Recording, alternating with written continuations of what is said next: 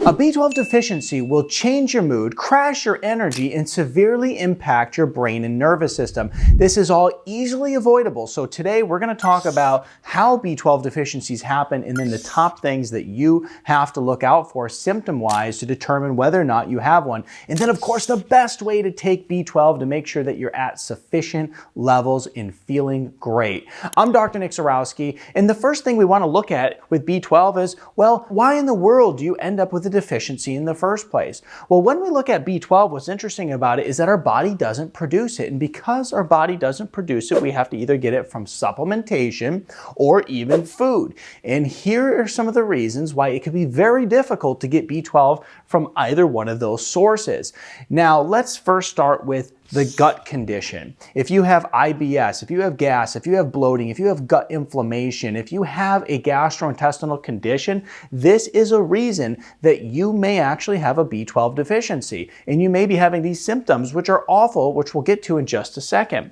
Also a pH imbalance. So if you have a pH imbalance, you're not going to absorb it as well. How could you know if you have a pH imbalance? Well, do you have a lot of gas, bloating, and burping? Those symptoms could indicate a pH imbalance. Another thing that causes a B12 deficiency is chronic stress. This chronic stress just totally strips you of your B12. But here's a few interesting fun facts about B12 that you probably didn't know. First of all, your body's capable of storing 3 years worth of B12. So if you're out of B12, that means that you've been struggling for a long time. 3 years of storage completely wiped out. The other thing that's interesting about B12 is it's water soluble. What does this mean? This means that you're not going to take too much B12. Let's say you start taking a supplementation, and what happens when you start taking too much of it? Well, your body just gets rid of it through peeing it out. The next thing here is B12 is also referred to as cobalamin. So if you're ever going to take B12 and you're looking at the packaging, and this is something that is a bit confusing to you, when you read the word cobalamin, that means B12. And then folate deficiencies actually will mask a B12 deficiency. So if you go to the doctor and they're saying, well, you know what, we looked and it doesn't appear that you have a B12 deficiency, even though you have all the symptoms, which we're going to talk about in a second, you have all these symptoms, you don't have a deficiency, and it very well could be because you have a folate deficiency masking it. But let's get back to a few of the things that causes a depletion of B12 in your body.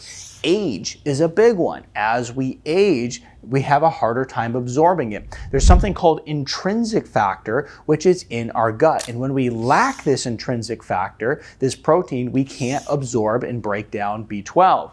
Next, if you're a vegetarian because you're not eating the proper foods that are loaded with B12, you have a nutrient deficiency diet, or if you're on medications, and this one is a big one that affects a lot of people. I can guarantee you that 99% of people taking medications do not understand the side effects.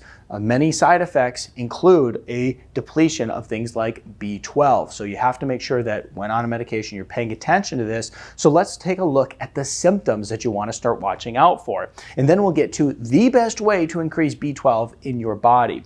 The first is weakness and fatigue. This is something that is very common. The reason for this is because B12 plays a huge role in your red blood cell production. And when you lack the oxygen carrying capacity of the red blood cells in your body, well, it causes weakness and fatigue. So we need B12 for our blood cells to be right. And I can tell you, working with a lot of patients over the years, this is something that is more common than you think. Breathlessness and dizziness. So if you feel like you just can't catch your breath, you're dizzy from time to time, this could be as simple as a B12 deficiency. Now, let's just think about health in general. Health can become very complicated. A B12 deficiency has a lot of symptoms that seem very complicated. However, if you take B12 and you get to proper sufficiency levels, this is not something that's complicated. Getting adequate B12 is easy, and it makes some major symptoms in your body go away. Let's move on. Racing heart, your heart's racing and you don't know why, and it just doesn't want to slow down. Mood, okay? Mood disorders, anxiety, irritability, memory changes. You have poor memory. This is something that is very, very commonly linked to a B12 deficiency. The forgetfulness is a real problem. So your mood and your brain is going to be impacted because B12 has a very, very important part in taking care of a healthy functioning nervous system. It's going to cause visual disturbances, so blurred vision. Also, a swollen tongue, okay? So if your tongue feels like it's really big and you don't know why, and you're kind of, maybe stumbling over your words by your tongue getting in the way, that can be due to a B12 deficiency, and then also pins and needles in the hands and feet, okay? Once again, very severe feelings type of symptom, which is pretty simple to fix.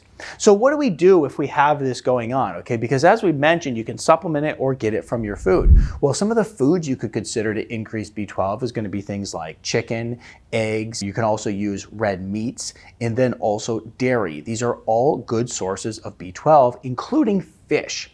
Now, from there, let's say that you're not getting B12 because you lack the proper ability to break it down in the gut, you lack the intrinsic factor, you have gut inflammation. Well, what do? Well, the next reasonable thing is to take supplementation, but there's a problem with that. You're not breaking it down and getting it from your food, so therefore, as a result, supplementation doesn't really change that because you lack the ability to absorb it and utilize it. So this is where supplementation can go wrong, okay? So now we decided that we're not getting it from our food, we're not getting it from swallowing a capsule of B12. How else could we get it? Well, I'm going to give you two solutions. One is to actually go get shots of B12. This is a viable solution. However, I still think it's not the best. And the reason for it is because you have to actually go somewhere and pay for this and get it done. And what the research shows is that a way that you can actually really efficiently increase B12 in your body, and possibly the most efficient way to increase B12 in your body, is by using a sublingual tablet that you put under your tongue, and you rely on the mucous membranes within the mouth to absorb the B12 and increase your B12 levels in your body. And so that is what I recommend doing. And so what I'll do is I'll put a link in the description below to a really good, very bioavailable B12 that will help skyrocket your B12 levels, and it's simply a tablet you put under your tongue.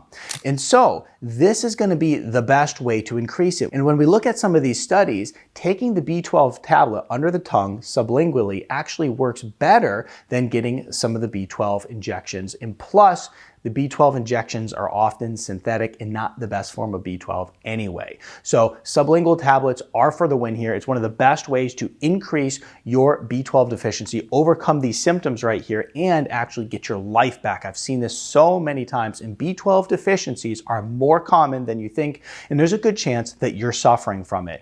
I'm Dr. Zyrowski. Give this video a thumbs up. Don't forget to subscribe to this channel. It was a pleasure seeing you in this video. I look forward to seeing you in this video next.